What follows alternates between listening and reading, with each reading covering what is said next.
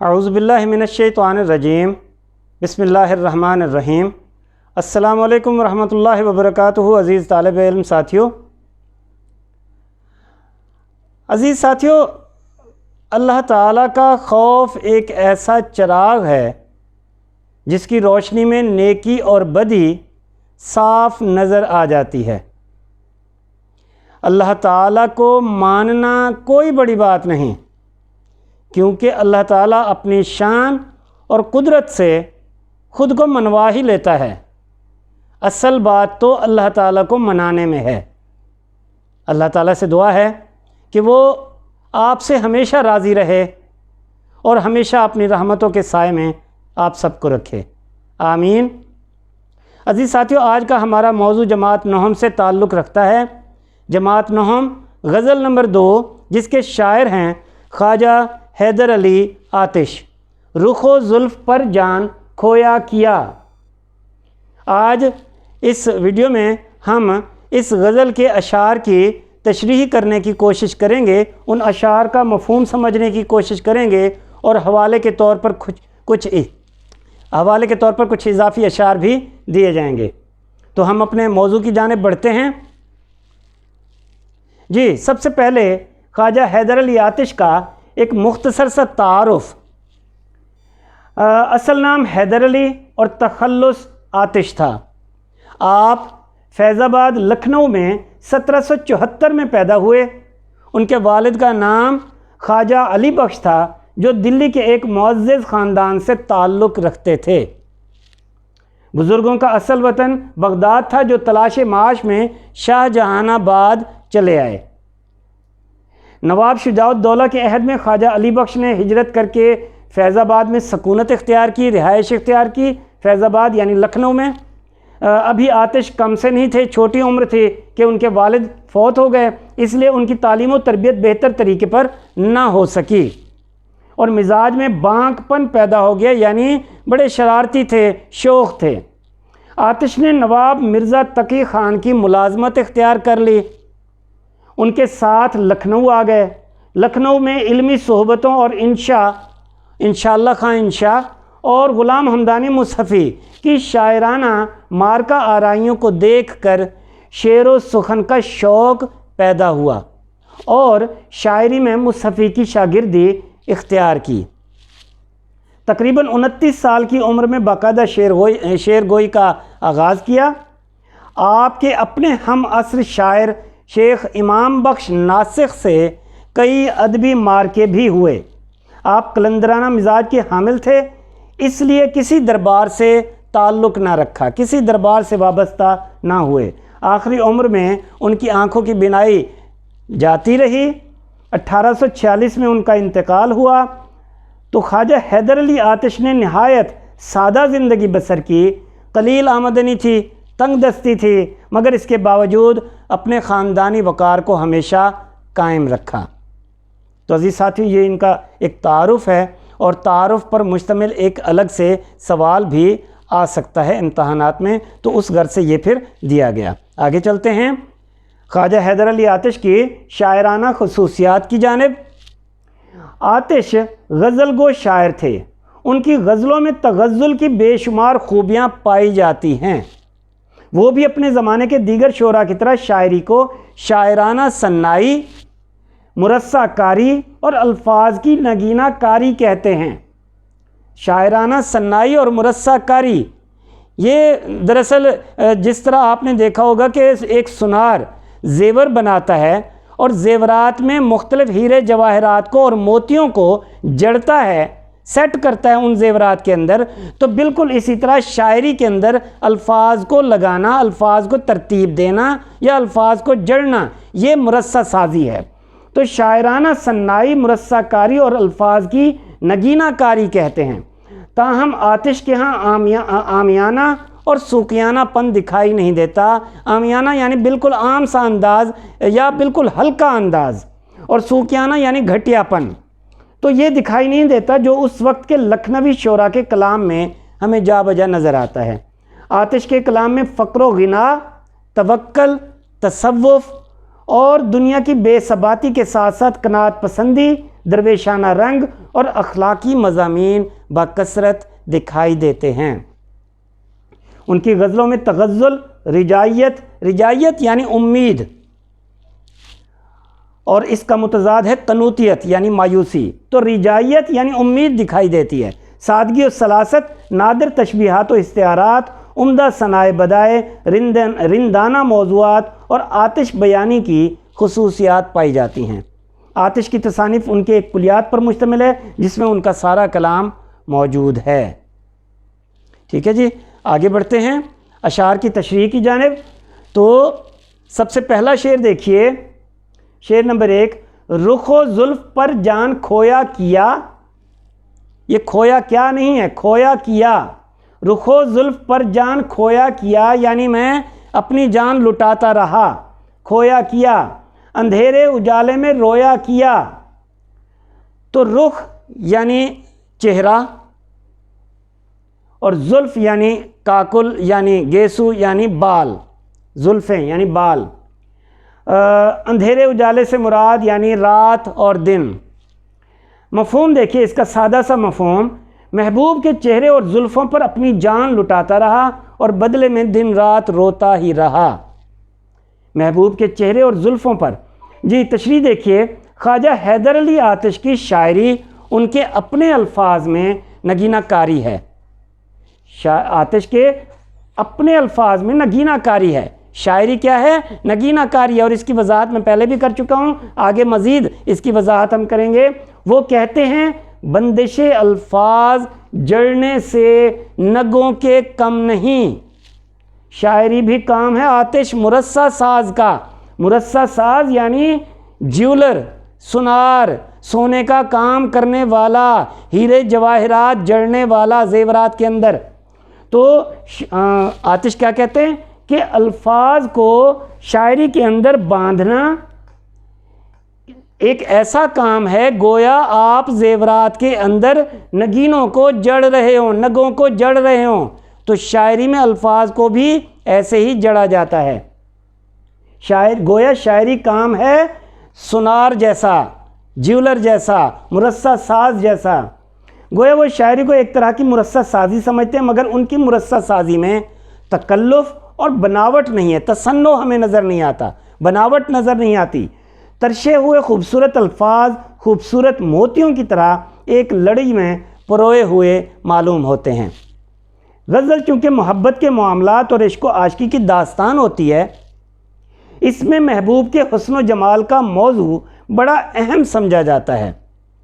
یہ غزل کی ایک فطرت ہے کہ محبت کے معاملات اور عشق و عاشقی کی داستان پر غزل مشتمل ہوتی ہے، اور یہ اس کی اصل خصوصیت ہے۔ اس میں محبوب کے حسن و جمال یعنی اس کی خوبصورتی، اس کا حسن، اس کا موضوع بڑا اہم سمجھا جاتا رہا ہے۔ شعراء کے لیے محبوب کے چہرے میں سب سے زیادہ دلکشی ہے، سب سے زیادہ اٹریکشن محبوب کے چہرے میں وہ محسوس کرتے ہیں، کیونکہ ان کے نزدیک یہ چہرہ حسن کا دریا ہے۔ اس کی جھلک سے آفتاب شرمندہ و بے تاب ہے۔ زیر تشریح شعر میں بھی یوں محسوس ہوتا ہے، یہ دیکھیں یہ شعر، اس شعر سے بھی یوں محسوس ہوتا ہے کہ شاعر کی تصوراتی دنیا، ایک امیجنری جو ورلڈ ہے، ایک تخیلاتی جو دنیا ہے شاعر کی، وہ دنیا محبوب کے تصور حسن و رعنائی سے آباد ہے۔ اپنے محبوب کا چہرہ شاعر کے گرد گھومتا رہتا ہے۔ رخ و زلف پر جان کھویا کیا، پہلے رخ کی بات ہوئی، چہرے کی بات ہوئی، تو اپنے محبوب کا چہرہ شاعر کے گرد گھومتا رہتا ہے، اور اس کی زلفیں، رخ و زلف پر جان کھویا کیا، اس کی زلفیں شاعر کے دل کو گرفتار کیے رکھتی ہیں۔ شعراء کرام نے بالوں کو گیسو، زلف، کاکل وغیرہ سے یاد کیا ہے، اور انہیں ان زلفوں کو یعنی مختلف نام دیے، جیسے سانپ، کسی نے سانپ کہا، کسی نے سنبل کہا، کسی نے ناگن کہا، کسی نے زنجیر کہا، کسی نے سائبان، کوئی بادل کہتا ہے، کوئی رات کا اندھیرا، اور کوئی ساون کی گھٹا سے تعبیر کرتا ہے۔ یعنی یہ زلفیں جو ہے نا، یہ اتنے سارے نام رکھتی ہیں محبوب کی زلفیں، محبوب کے بال۔ بقول شاعر، تو زلف سمیٹے تو ملے دن کو اجالا، تو زلف سمیٹے تو ملے دن کو اجالا، تو زلف بکھیرے تو بنے رات کی صورت۔ جی آتش کہتے ہیں کہ میں اپنی پوری زندگی محبوب کے حسین چہرے اور اس کی سیاہ گھنی زلفوں پر فدا ہوتا رہا۔ رخ و زلف پر جان کھویا کیا، میں اپنی پوری زندگی محبوب کے حسین چہرے اور اس کی سیاہ گھنی زلفوں پر فدا ہوتا رہا۔ اپنے محبوب پر مر مٹنا ہی میں نے اپنا مقصد حیات بنا لیا، زندگی کا مقصد بنا لیا، لیکن بدلے میں مجھے کیا ملا؟ دن اور رات کی پریشانیاں، اندھیرے اجالے میں رویا کیا، یعنی رونا ہی میرا مقدر ٹھہرا۔ دن اور رات کی پریشانیاں، رونا، آہوزاری اور ہجر کی طویل راتیں۔ محبوب سے ملاقات سے قبل مجھے اتنا غم لاحق نہ تھا، مگر محبوب سے ملاقات کے بعد تو دن کا سکون اور راتوں کی نیند برباد ہو گئی۔ رونا دھونا ہی میرا مقدر بن گیا۔ بقول شاعر، اذیت مصیبت ملامت بلائیں، تیرے عشق میں ہم نے کیا کیا نہ دیکھا۔ تو عزیز ساتھیو، یہ بات یاد رکھنے کی ہے کہ جو انسان کسی ظاہری وجود رکھنے والے انسان سے عشق میں مبتلا ہوتا ہے، پھر پریشانیاں اس کا مقدر ٹھہرتی ہیں۔ تو اس شعر کے ذریعے سے بھی ہمیں یہی کچھ پتہ چلتا ہے کہ اس نے اپنے محبوب کی گھنی زلفوں اور چہرے پر، اس کے محبوب کے رخ روشن پر اپنی جان فدا کرتا رہا، لیکن بدلے میں اس کو بھی پریشانیاں ہی ملیں اور اندھیرے اجالے میں وہ روتا ہی رہا۔ اندھیرے سے مراد رات اور اجالے سے مراد دن کا اجالا، یعنی دن کی روشنی۔ جی، امید ہے کہ یہ شعر آپ کو سمجھ میں آیا ہوگا۔ آگے چلتے ہیں۔ شعر نمبر 2 دیکھیے، ہمیشہ لکھے وصف دندان یار، ہمیشہ لکھے وصف دندان یار، قلم اپنا موتی پرویا کیا۔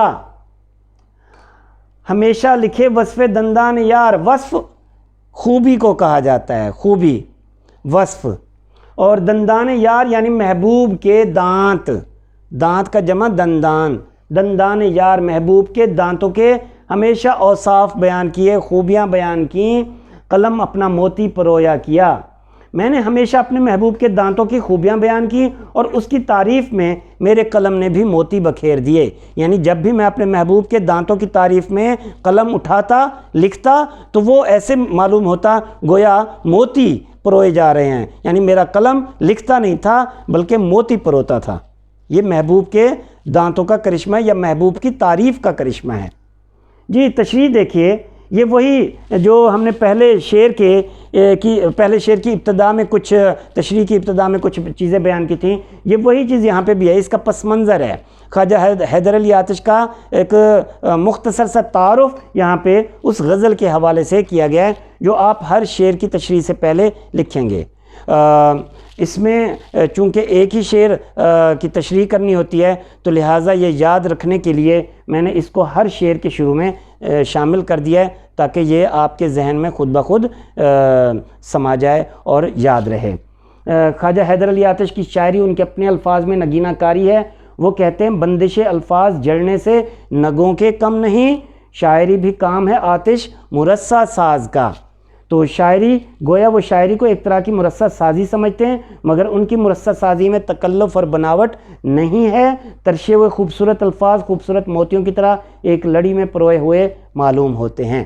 یہ آپ ہر شعر کی تشریح میں شروع میں بیان کریں گے، اور اگر 2 اشعار کی تشریح، اس غزل کے 2 اشعار کی تشریح ایک ساتھ آپ نے کرنی ہو تو پھر صرف ایک ہی دفعہ یہ تعارف یا ایک اس کا جو پس منظر ہے وہ دیا جائے گا۔ ہاں، شعر کا مفہوم الگ الگ بیان کیا جائے گا، اور یہ جو پس منظر ہے یا اس کا مختصر سا تعارف ہے یہ صرف ایک ہی مرتبہ دیا جائے گا۔ اصل تشریح دیکھیے اس شعر کے حوالے سے، ہمیشہ لکھے وصف دندان یار، قلم اپنا موتی پرویا کیا۔ شعراء کرام نے اپنے محبوب کی تعریف میں زمین آسمان کے قلابے ملا دیے۔ مطلب یہ کہ کسی نے اپنے محبوب کے چہرے کی تعریف کی تو کسی نے زلفوں کی تعریف کی، کسی نے اس کی سراہی دار گردن کی تعریف کی تو کسی نے اس کے لمبے قد کی بات کی۔ تو یہاں پہ بھی اپنے محبوب کے خوبصورت دانتوں کی تعریف کی جا رہی ہے، اس کی خوبیاں بیان کی جا رہی ہیں۔ شاعری میں محبوب کے حسن و جمال کا موضوع بڑا اہم ہے۔ شعراء نے اپنے محبوب کے حسن کی مدح سرائی یعنی تعریف اور قصیدہ خوانی مختلف انداز سے کی ہے۔ ان کے اشعار سے محبوب کی ایک خوبصورت تصویر بنتی ہے۔ مثلا احمد فراز کیا کہتے ہیں، सुना है बोले तो बातों से फूल झड़ते हैं, ये बात है तो चलो बात करके देखते हैं। ये अहमद फराज का बड़ा खूबसूरत सा शेर है कि सुना है बोले तो बातों से फूल झड़ते हैं, ये बात है तो चलो बात करके देखते हैं। इसी तरह मीर का शेर देखिए, नाजुकी उसके लब की क्या कहिए, पंखड़ी एक गुलाब की सी है। यानी अपने महबूब के लबों की नज़ाकत को उन्होंने गुलाब की पंखड़ी की नज़ाकत से मिला दिया। इसी तरह उन्होंने क्या किया ऊपर वाले शेर में कि वो मेरा महबूब जब भी बात करता है गोया वो बात नहीं करता बल्कि फूल ही झड़ता है, उसकी बातों से फूल झड़ते हैं, खुशबू बिखरती है।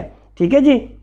अच्छा जी, तशरीह के लिए दिए गए शेर में महबूब के हसीन चेहरे और जुल्फ़ों की बात करके अपनी ज़िंदगी की मुश्किलात का जिक्र किया गया।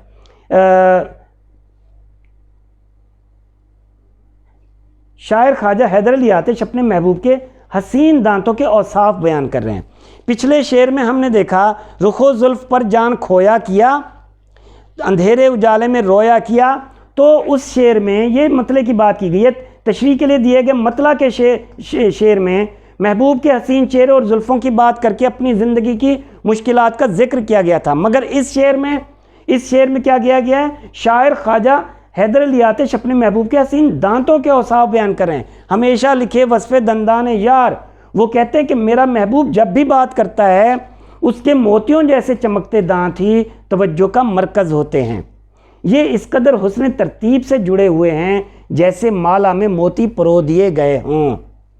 माला में यानी एक धागे में जिस तरह मोती परोए जाते हैं, इसी तरह वो दांत हुस्न तरतीब से जुड़े हुए हैं जो महबूब के हसीन चेहरे पर और ज़्यादा खूबसूरत दिखाई देते हैं, खुशनुमा लगते हैं। मैं जब भी उसके दांतों की तारीफ़ में कलम उठाता हूँ तो मेरे कलम में इस कदर जोश और रवानी आ जाती है कि खूबसूरत कलमात खुद ब खुद अदा होने लगते हैं। हमेशा लिखे वस्फ़े दंदान यार, कलम अपना मोती परोया किया, कि जब भी मैंने अपने महबूब के दांतों की तारीफ़ में कलम उठाया तो मेरे कलम में इस कदर जोश और रवानी आ गई कि खूबसूरत कलमात खुद ब खुद अदा होने लगे। मुझे महसूस होता है कि ये सब उन हसीन और ख़ूबसूरत दांतों का करिश्मा है कि मेरे कलम से लिखे हुए अल्फाज भी मोतियों की तरह दिखाई देते हैं। यानी मेरा कलम लिखता नहीं है बल्कि मोती परोता है, और इन मोतियों की शान सबसे अलग है। महबूब की शान में तारीफ़ी कलमात लिखना भी गोया मोती बखेरना है। तो उम्मीद है कि शेर समझ में आया होगा। बहुत ही आसान सा शेर है और आसान सा मफ़हूम इसमें बयान किया गया है। अगला शेर देखिए, शेर नंबर 3। कहूँ क्या हुई उम्र क्यों कर बसर, मैं जागा किया बख्त सोया किया। अजीज़ साथियों, गज़ल की ये खूबी है कि उसका हर शेर अपनी जगह पर एक मुकम्मल इकाई की हैसियत रखता है। यानी हर शेर अपना एक अलग मौजू होता है, मौजू पर मुश्तमिल होता है। हर शेर का अपना एक अलग मौजू होता है। तो पहले 2 अशार में आपने देखा कि महबूब की तारीफ़ की गई मुख्तलिफ़ अंदाज से, उसके चेहरे की, उसकी जुल्फ़ों की, उसके दांतों की।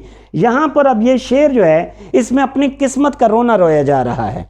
तो यही इस गज़ल की खूबी है कि कोई शेर किसी मौजू पर और कोई एक शेर किसी दूसरे मौजू पर। अब इसमें मफ़हूम देखिए, कहूँ क्या हुई उम्र क्यों कर बसर, यानी मैं क्या कहूँ कि मेरी उम्र कैसे बसर हुई, किस तरह गुजरी। मैं तो जागता रहा मगर मेरे बख्त, मेरे नसीब, मेरे मुकद्दर सोते रहे। किस तरह बयान करूँ कि मेरी उम्र किस तरह गुजरी, मैं तो जागता ही रहा लेकिन मेरी तकदीर सोई रही। अब इसमें देखें तशरीह, ये ख्वाजा हैदर अली आतिश की शायरी उनके अपने अल्फाज में नगीना कारी है। ये शेर आप याद कर लीजिए, बंदिश अल्फाज जड़ने से नगों के कम नहीं, शायरी भी काम है आतिश मुरस्सा साज का। और फिर उसके साथ ये वाले आप बयान करेंगे, गोया शायरी को एक तरह की मुरस्सा साजी समझते हैं। असल तशरीह की जानिब आते हैं जो इस शेर से ताल्लुक़ रखती है। कहूँ क्या हुई उम्र क्यों कर बसर, मैं जागा किया वक्त सोया किया। किस्मत एक मजहबी तसव्वुर है जिसके मुताबिक इंसान अपने हर अमल में पाबंद है। वो वही करता है जो खुदा ने उसकी किस्मत में लिख दिया है। तशरीह तलब शेर में शायर ने अपनी बदकिस्मती का जिक्र किया है कि हम जो चाहते हैं तकदीर हमेशा उससे उलट ही चलती है। सुकून मांगे तो बेसुकूनी मिलती है, इसी तरह राहत की जगह कुल्फत यानी तकलीफ़, और कामयाबी की जगह नाकामी ही मुकद्दर ठहरती है। गोया शायर अपनी किस्मत के बुरे होने पर آنسو بہاتا ہے۔ بقول شاعر یہاں کسی کو بھی کچھ حسب آرزو نہ ملا، کسی کو ہم نہ ملے اور ہم کو تو نہ ملا۔ یہ بھی قسمت کی بات ہے کہ یہاں کسی کو بھی کچھ حسب آرزو نہ ملا، آرزو کے مطابق جو اس نے خواہش کی اس کے مطابق اس کو کچھ نہ ملا، کسی کو ہم نہ ملے اور ہم کو تو نہ ملا، یہ بدقسمتی کی بات ہے۔ شاعر کہتا ہے کہ مجھے اپنی آرزوؤں کے مطابق کچھ بھی نہ ملا، میں کس طرح بتاؤں کہ میں نے اپنی زندگی کیسے بسر کی۔ ظاہری طور پر تو میں جاگتا ہی رہا مگر میرے نصیب سوئے رہے، میرا کوئی کام سیدھا نہ ہوا، سارے کام الٹ ہوتے چلے گئے، ایسے معلوم ہوتا ہے جیسے بدقسمتی نے میرا گھر دیکھ لیا ہو۔ دنیاوی اسباب حاصل کرنے کی کوشش کی تو ناکام رہا، محبوب کی محبت پانے کی کوشش کی تو ظلم و ستم کا سامنا کیا، اپنی خواہشات کی تکمیل کے لیے زندگی جاگ جاگ کر کاٹ دی، یعنی جاگ جاگ کر زندگی گزارتا رہا، مگر میری تقدیر ہمیشہ سوئی رہی، یہی سوچتا رہا کہ یہ جینا بھی کوئی جینا ہے جس میں کوئی خوشی نہیں۔ بقول شاعر زندگی جبر مسلسل کی طرح کاٹی ہے۔ ساغر صدیقی کا بڑا خوبصورت سا شعر ہے، زندگی جبر مسلسل کی طرح کاٹی ہے، جانے کس جرم کی پائی ہے سزا یاد نہیں۔ جی عزیز ساتھیوں، امید ہے کہ یہ شعر آپ سمجھ چکے ہوں گے۔ آگے چلتے ہیں اگلے شعر کی جانب۔ شعر نمبر 4، رہی سبز بے فکر کشتے سخن، نہ جوتا کیا میں نہ بویا کیا۔ اب یہ شعر پچھلے 3 اشعار سے بھی مختلف ہے۔ اس غزل کے چوتھے شعر میں جو بات کی گئی ہے اس میں اپنی شاعری کو ایک کھیتی سے تشبیہ دی گئی ہے۔ رہی سبز بے فکر کشتے سخن، کہ میری شاعری کی کھیتی، کشت سخن شاعری کی کھیتی، کشت کھیتی کے معنوں میں آتا ہے، کھیتی اسے کہتے ہیں، کہ میری شاعری کی کھیتی ہمیشہ بے فکر رہی اور سرسبز رہی، نہ جوتا کیا میں نہ بویا کیا، یعنی نہ تو میں نے ہل چلایا اس میں کہ اس زمین میں اس کھیتی میں، اور نہ ہی میں نے کوئی بیج ڈالے، کوئی بیج بوئے۔ مفہوم دیکھیں، میری شاعری کی کھیتی ہمیشہ سرسبز رہی، مجھے اس میں کسی قسم کی کوئی محنت نہیں کرنی پڑی۔ تشریح دیکھیے، خواجہ حیدر علی آتش کی شاعری ان کے اپنے الفاظ میں نگینہ کاری ہے۔ وہ کہتے ہیں بندشی الفاظ جڑنے سے نگوں کے کم نہیں، شاعری بھی کام ہے آتش مرصع ساز کا۔ گویا وہ شاعری کو ایک طرح کی مرصع سازی سمجھتے ہیں، مگر ان کی مرصع سازی میں تکلف اور بناوٹ بالکل نہیں، ترشے ہوئے خوبصورت الفاظ خوبصورت موتیوں کی طرح ایک لڑی میں پروئے ہوئے معلوم ہوتے ہیں۔ شاعری ہو یا نثر میں کوئی چیز تحریر کرنا ہو، یہ ایک خداداد صلاحیت ہے، اور یہ حقیقت ہے کہ شاعری کرنی ہو یا پھر کوئی نثر میں کوئی مضمون، کوئی ناول، کوئی افسانہ لکھنا ہو، یہ اللہ تعالیٰ کی طرف سے ایک صلاحیت ہوتی ہے، اس کے مطابق وہ کام کرتا ہے۔ یہ ایک خداداد صلاحیت ہے۔ کوئی شخص دنیا کی کسی بھی زبان میں اعلیٰ تعلیم یافتہ ہو، لیکن اگر شعر گوئی اس کی فطرت میں نہیں ہے، شعر کہنا اس کی فطرت میں نہیں ہے، تو پھر وہ ایک شعر بھی تخلیق نہیں کر سکتا۔ یہ نیچر کی بات ہے، فطرت کی بات ہے۔ خواجہ حیدر علی آتش کو بھی اپنی شاعری کے متعلق یہی دعویٰ ہے۔ کیا دعویٰ ہے؟ کہ وہ خداداد صلاحیتوں کے مالک ہیں۔ مختلف قسم کے خیالات خود بخود ان کے دماغ میں القاء ہوتے رہتے ہیں، القاء یعنی دماغ میں آتے رہتے ہیں، اور وہ انہیں صفحے پر منتقل کرتے جاتے ہیں، چاہے یہ خیالات قلندرانہ ہوں، عشق حقیقی یا عشق مجازی پر مشتمل ہوں، صوفیانہ ہوں یا اپنے دکھوں کو بیان کرنے کے حوالے سے ہوں۔ اس کے لیے انہیں زیادہ محنت نہیں کرنی پڑتی، بلکہ شعر خود بخود ان کے ذہن میں آتے جاتے ہیں۔ رہی سبز بے فکر کشت سخن، یعنی میں اپنی شاعری سے بے فکر رہا، میری شاعری سنورتی چلی گئی خود بخود، شعر خود بخود ان کے ذہن میں آتے جاتے ہیں۔ اپنی بات کی وضاحت کے لیے انہوں نے کھیتی کی مثال دی ہے کہ جس طرح ایک کسان کو فصل اگانے کے لیے کھیتوں میں ہل چلانا پڑتا ہے، بیج ڈالنا پڑتا ہے، پانی دینا پڑتا ہے، اور اپنی فصل کو موسموں کی شدت سے بچانا پڑتا ہے، اور ہر وقت اس کی نگرانی کرنی پڑتی ہے، تب جا کر کہیں محنت کا پھل کسان کو ملتا ہے۔ لیکن آتش کہتے ہیں کہ ان کو اس قسم کی کوئی محنت نہیں کرنی پڑی، ان کی شاعری کی کھیتی ہمیشہ سرسبز رہی۔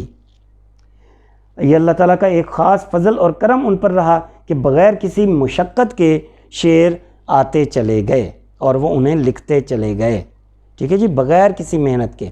تو یہ ایک طرح سے ان کو دعویٰ ہے کہ وہ خداداد صلاحیتوں کے مالک ہیں۔ جی آگے بڑھتے ہیں اگلے شعر کی جانب۔ شعر نمبر 5 دیکھیے، برہمن کو باتوں کی حسرت رہی، خدا نے بتوں کو نہ گویا کیا۔ برہمن کو باتوں کی حسرت رہی، ہاں جی مفہوم دیکھیے، برہمن کی خواہش کے باوجود اللہ تعالیٰ نے ان کے بتوں کو بولنے کی صلاحیت عطا نہیں کی۔ برہمن یہ ہندوؤں میں سب سے اونچی ذات تصور کی جاتی ہے جن کے ذمے مذہب کے معاملات ہوتے ہیں، تو ان کا زیادہ تر وقت اپنے بتوں کے سامنے پوجا پاٹ میں گزرتا ہے، اور ان کی خواہش ہوتی ہے کہ کبھی یہ بت ہم سے گفتگو کریں، ہم سے ہم کلامی کریں، مگر اللہ تعالیٰ نے بتوں کو بولنے کی صلاحیت عطا نہیں کی، بتوں کو نہ گویا کیا۔ گویا کرنا یعنی بولنا، خدا نے بتوں کو نہ گویا کیا یعنی انہیں یہ صلاحیت عطا نہیں کی کہ وہ ان سے برہمنوں سے بات کریں۔ تشریح دیکھیں، یہ پورا ایک پس منظر پچھلے گزشتہ شعر کی طرح۔ اصل تشریح کی جانب بڑھتے ہیں۔ زیر تشریح شعر میں ہندو دھرم میں سب سے اونچی ذات والے لوگوں کی بات کی گئی ہے، یعنی برہمن، جن کے ذمہ مذہب کی اجارہ داری ہوتی ہے۔ تمام مذہبی معاملات برہمن کے ذمہ ہوتے ہیں، اور یہی وہ لوگ ہیں جن کا زیادہ تر وقت ان کے اپنے تراشے ہوئے بتوں کے سامنے پوجا پاٹ کرتے ہوئے گزرتا ہے۔ یہ وہ لوگ ہیں جو اللہ رب العالمین کے وجود کے انکاری ہیں، انکار کرتے ہیں اللہ تعالیٰ کے وجود کا، اور مشرک ہیں، شرک میں مبتلا ہیں۔ وہ اپنی ساری عمر بتوں کی پرستش میں، پوجا میں گزار دیتے ہیں، ماتھا رگڑ رگڑ کر گھس جاتا ہے۔ ان کی یہ خواہش ہوتی ہے کہ وہ اپنے بتوں اور اپنے معبودوں سے ہم کلامی کر سکیں، یعنی بات کر سکیں ان سے۔ اللہ تعالیٰ نے بتوں کو یہ صلاحیت ہی عطا نہیں کی کہ وہ بول سکیں۔ بقول شاعر، بتوں سے تجھ کو امیدیں خدا سے نو امیدی، بتوں سے تجھ کو امیدیں خدا سے نو امیدی، مجھے بتا تو صحیح اور کافری کیا ہے۔ یہاں پر اس شعر کا مجازی مفہوم بھی ہے۔ یہ برہمن کو باتوں کی حسرت رہی، خدا نے بتوں کو نہ گویا کیا، اس شعر کا مجازی مفہوم بھی ہے، اور وہ یہ کہ لفظ بت محبوب کی سنگ دلی کے لیے استعارہ کے طور پر استعمال کیا گیا ہے۔ محبوب کا دل ہر طرح کے احساسات سے خالی ہوتا ہے، محبوب کا دل ہر طرح کے احساسات سے خالی ہوتا ہے، اس پر وہ فیلنگز کو، احساسات کو، جذبات کو سمجھتا نہیں ہے۔ اس پر عاشق کی، یعنی اس سے جو عشق کرتا ہے، اس کی کسی بات کا کوئی اثر نہیں ہوتا۔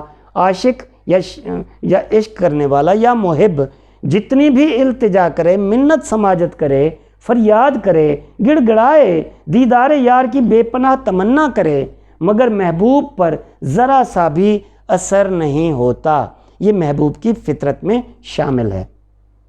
مومن خان مومن اسی خیال کو یوں بیان کرتے ہیں، کیوں سنے عرض مضطرب مومن، صنم آخر خدا نہیں ہوتا۔ کیوں سنے عرض مضطرب مومن، کہ اے مومن، یہ بے چین عرض جو ہے، یہ میری جو فریاد ہے اس میں بے قراری ہے، مگر میرا محبوب کیوں سنے؟ وہ محبوب تھوڑی ہے، وہ تو صنم ہے۔ صنم آخر خدا نہیں ہوتا۔ صنم یہاں پہ ذو معنی الفاظ میں آتا ہے، لفظ ذو معنی لفظ۔ صنم کا ایک مطلب ہے محبوب اور دوسرا مطلب ہے بت، ٹھیک ہے جی۔ تو صنم آخر خدا نہیں ہوتا، کہ وہ صنم جو ہے وہ محبوب کوئی خدا تھوڑی ہے۔ خدا تو سن لیتا ہے لوگوں کی فریاد، اپنے بندوں کی فریاد سنتا ہے، مگر ایک بت یا محبوب، اس پر کسی بات کا کوئی اثر نہیں ہوتا اور وہ کچھ نہیں سنتا۔ تو یہ ایک طرح سے اس کا ریلیونٹ، اس کا متعلقہ شعر ہے حوالے کا۔ چنانچہ شاعر نے یہاں محبوب کو بت قرار دیتے ہوئے کہا ہے کہ بت میں اور محبوب میں کئی چیزیں مشترک ہوتی ہیں۔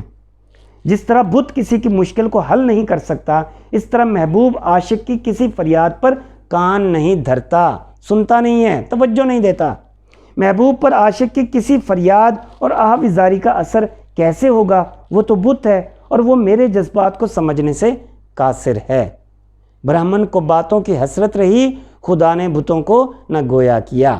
یعنی برہمن ہر وقت یہی حسرت لیے رہا کہ یہ ہمارے بت ہم سے بات کریں گے، مگر اللہ تعالیٰ نے ان بتوں کو بولنے کی صلاحیت عطا نہیں کی۔ جی جناب، آگے چلتے ہیں اگلے شعر کی جانب۔ شعر نمبر 6 دیکھیے، مزہ غم کے کھانے کا جس کو پڑا، وہ اشکوں سے ہاتھ اپنا دھویا کیا، مزہ غم کے کھانے کا جس کو پڑا، غم کھانا، دکھ میں رہنا، غموں میں زندگی گزارنا، یعنی جس کو دکھوں کا مزہ آ گیا وہ پھر آنسوؤں سے اپنے ہاتھ ہی دھوتا رہا، یعنی جس کو غموں کی عادت پڑ چکی ہو وہ خوشی کو اپنے لیے معیوب سمجھتا ہے۔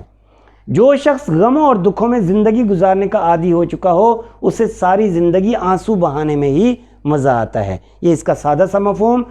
تشریح دیکھیے، اصل تشریح یہاں سے شروع ہو رہی ہے، یہ اس کا پورا پس منظر ہو گیا۔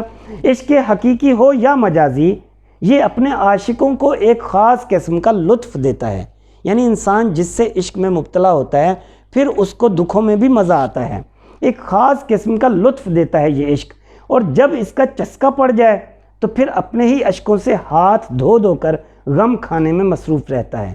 جسے غم سہنے اور برداشت کرنے کی، دکھوں کے برداشت کرنے کی عادت ہو جاتی ہے وہ پھر غم کے بغیر نہیں رہ سکتا۔ خوشی اس کے لیے بے معنی سی چیز بن کر رہ جاتی ہے، اسے غم میں ہی مزہ آتا ہے، وہ غم کا اس قدر عادی ہو جاتا ہے کہ غم کے اثرات اس پر ظاہر نہیں ہوتے۔ ہاتھ دھونا، ہاتھ دھونا، اشکوں سے ہاتھ اپنا دھویا کیا، یہاں پر دو معنوں میں آیا۔ ہاتھ دھونا محاورہ ہے، ہاتھ دھونا سے مراد کسی چیز کو کھو دینا ہے۔ ہاتھ دھونا ایک تو لفظی مطلب ہے کہ آنسو اتنے ٹپکے کہ اس نے آنسو میں ہی اپنے ہاتھ تر کر لیے، دھو لیے، اور دوسرا اس کا جو محاورتاً اس کا جو مطلب نکلتا ہے وہ یہ کہ کسی چیز کو کھو دینا۔ ہاتھ دھونا یعنی بالکل ہاتھ سے چھوٹ جانا، ختم ہو جانا، ہاتھ سے چلے جانا، کسی چیز کو کھو دینا ہے۔ اور اشکوں سے ہاتھ دھونے سے شاعر کی یہ مراد ہے کہ جب کوئی غم کا عادی ہو جاتا ہے تو پھر کسی بھی غم کی وجہ سے اس کی آنکھ میں آنسو نہیں آتے، اور یہ انتہائی شدید سچویشن ہوتی ہے، حالت ہوتی ہے جب انسان غموں میں اس قدر ڈوب جائے کہ کوئی اس کو خوشی نہ ملے تو پھر اس کی آنکھ سے آنسو نکلنا بھی بند ہو جاتے ہیں، یعنی آنسو اس کے خشک ہو جاتے ہیں۔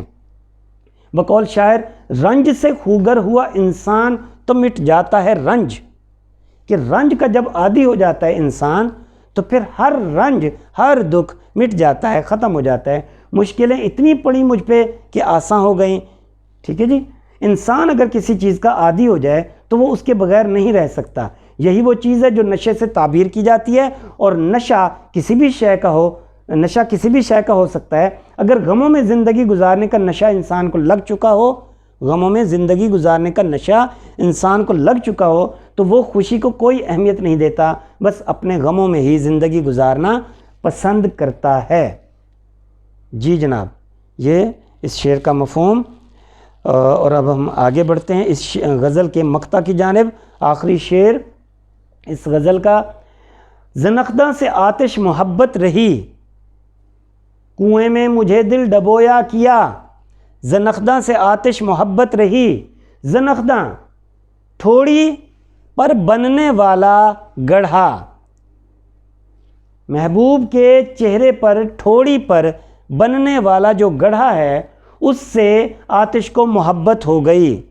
ٹھیک ہے جی، آتش محبت رہی، کنویں میں مجھے دل ڈبویا کیا، گویا یہ زنخداں، یہ ٹھوڑی پر بننے والا گڑھا کنویں سے تعبیر کیا گیا ہے، یعنی یہ کنویں سے تشبیہ رکھتا ہے، اور میرا دل اس کنویں میں ڈوب چکا۔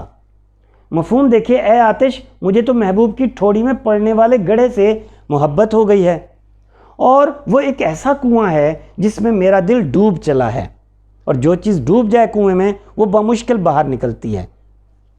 جی تشریح دیکھیے، خواجہ حیدر علی آتش کی شاعری ان کے اپنے الفاظ میں نگینہ کاری ہے، اور وہ کہتے ہیں بندش الفاظ جڑنے سے نگوں کے کم نہیں، شاعری بھی کام ہے آتش مرصع ساز کا۔ اور اس پوری غزل میں ہم نے دیکھا کہ الفاظ کس قدر خوبصورتی سے، ترتیب سے جڑے ہوئے تھے، گویا یہ شعر اپنی پوری غزل کی ترجمانی کر رہا ہے۔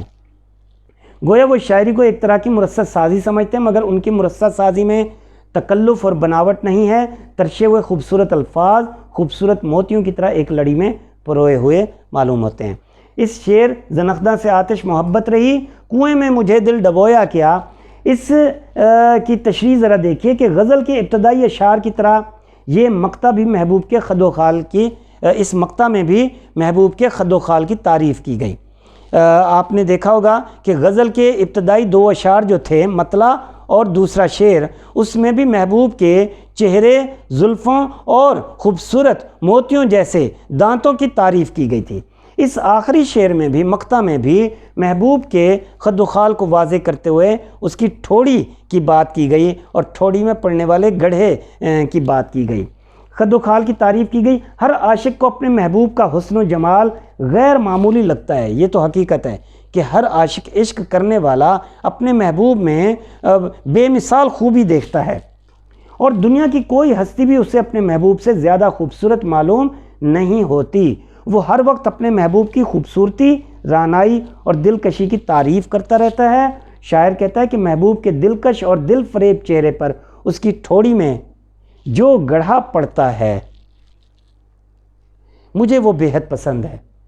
وہ گڑھا میرے لیے ایک کنویں کی مانند ہے، زنخداں سے آتش محبت رہی۔ وہ گڑھا میرے لیے ایک کنویں کی مانند ہے، کنویں میں مجھے دل ڈبویا کیا، جس میں میرا دل ڈوب چکا ہے۔ شاعر اپنے محبوب کی ٹھوڑی کے گڑھے کو کنویں سے تعبیر کرتے ہوئے کہتا ہے کہ جس طرح انسان کسی کنویں میں گر جائے تو اس کا نکلنا بے حد مشکل ہوتا ہے، اسی طرح میں بھی اپنے محبوب کی ٹھوڑی کے کنویں میں گر چکا ہوں۔ اب مجھے اپنا کوئی ہوش نہیں کہ میں کہاں ہوں، میری کیفیت ڈوبنے والوں جیسی ہو گئی ہے۔ شاعر کا دراصل یہ بھی کہنا ہے کہ جب میں اپنے سینے کو ٹٹولتا ہوں، دیکھتا ہوں، تو مجھے محسوس ہوتا ہے کہ میرا سینہ میرے دل سے خالی ہو چکا ہے، یعنی میرا دل محبوب کی ٹھوڑی کے کنویں میں گر گیا ہے جہاں سے نکلنا ناممکن ہے۔ بقول ایک شاعر کے بڑا خوبصورت سا شعر ہے، دل ہوا اس پہ یوں فدا انجم، دل ہوا اس پہ یوں فدا انجم، جیسے کمبخت میرا تھا ہی نہیں۔ دل ہوا اس پہ یوں فدا انجم کہ اے انجم، میرا دل اس پہ یوں قربان ہوا کہ جیسے وہ دل میرا تھا ہی نہیں، اسی کا تھا اس پہ قربان ہو گیا۔ جی جناب، یہ تھی آج کی غزل خواجہ حیدر علی آتش کی، جس کے اشعار کو ہم نے سمجھنے کی کوشش کی۔ امید ہے کہ یہ تمام اشعار آپ کو سمجھ میں آئے ہوں گے۔ ان اشعار سے تعلق رکھنے والے حوالے کے اشعار پہ بھی آپ کی توجہ ہو، آپ انہیں یاد کیجئے اور اس تشریح کو بھی سمجھنے کی کوشش کیجئے۔ انشاءاللہ اپنی اگلی ویڈیو میں ایک اور موضوع کے ساتھ حاضر ہوں گے۔ اس ویڈیو کو لائک، شیئر اور سبسکرائب کرنا مت بھولیے، کہ میرا یہی کہنا ہے کہ علم بانٹنے سے بڑھتا ہے۔ چینل ہے یوٹیوب پہ محمود بھٹی آرٹسٹ۔ اللہ آپ کا حامی و ناصر ہو۔ اللہ حافظ۔